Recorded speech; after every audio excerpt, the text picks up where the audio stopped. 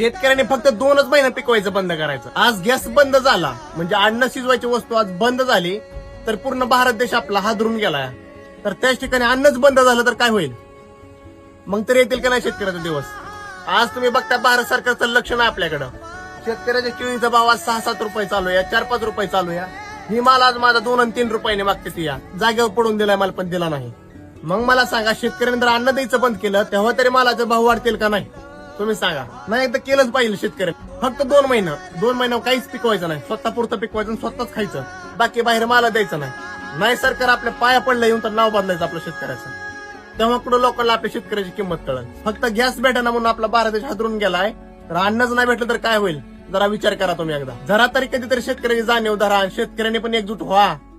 पाठवा आपल्या शेतकऱ्यांना व्हिडिओ, जरा कळू द्या. एकी करून राहावा शेतकऱ्यांनी.